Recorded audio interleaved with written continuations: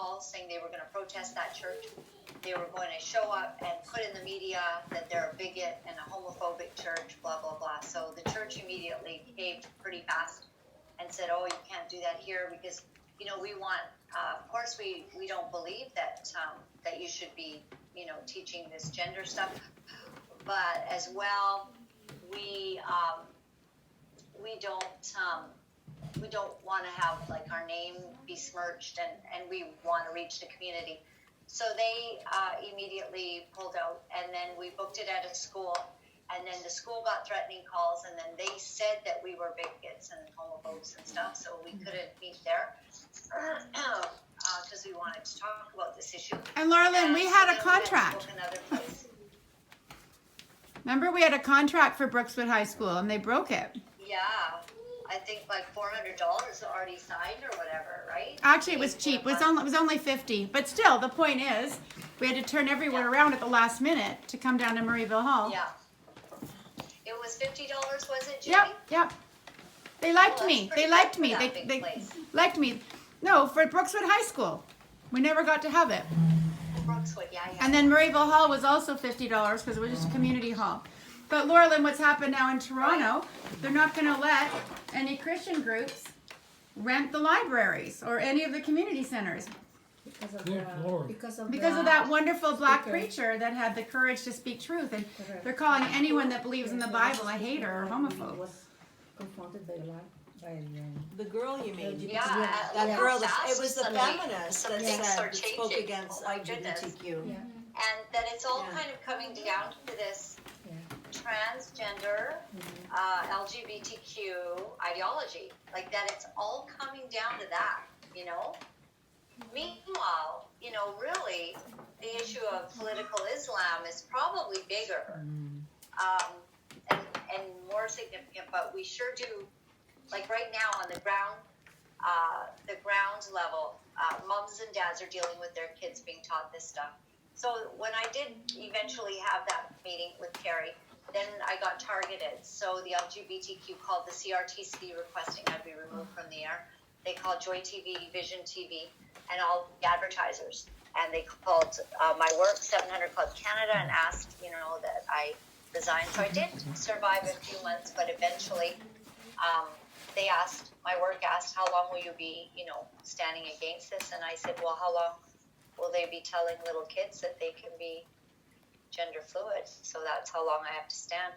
So then I lost my job, my national daily broadcast job that I thought I would retire doing.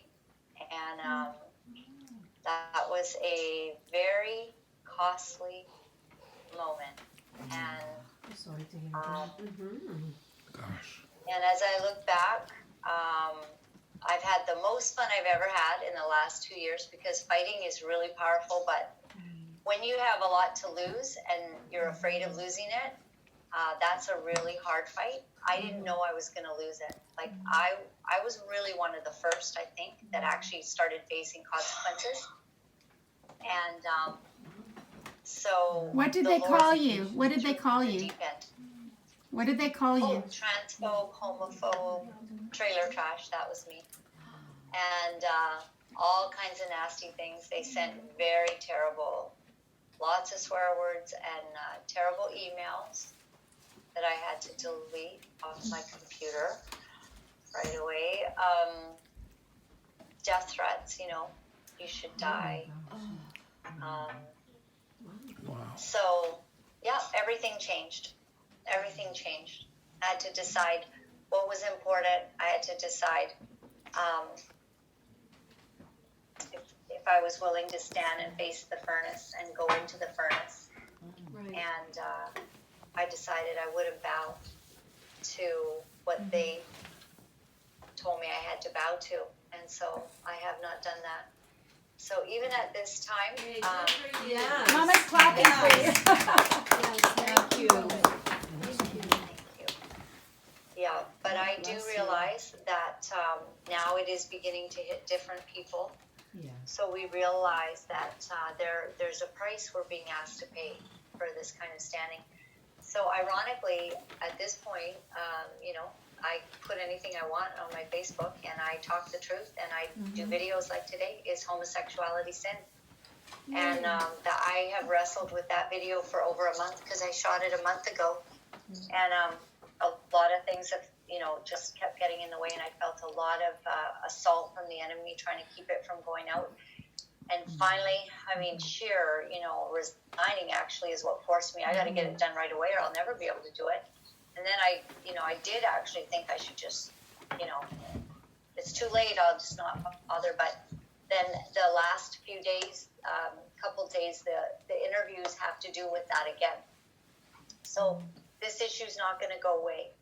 If we actually can find someone who's a social conservative who's willing to stand for our beliefs,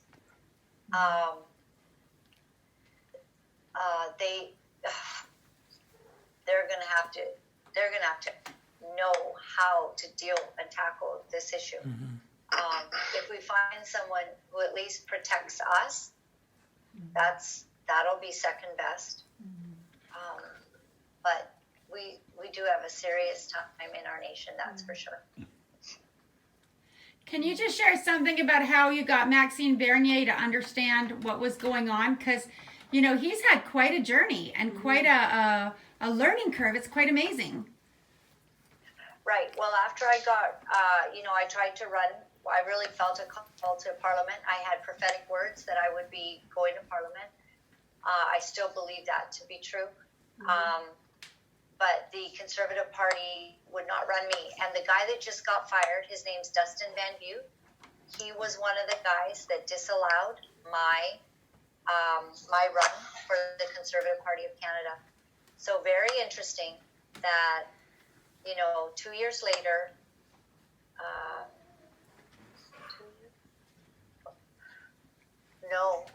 oh my goodness, it's really only a year since I was rejected in 2 ridings from the Conservatives because they didn't want to have any trouble with the LGBTQ. So they didn't want to have any of that issue.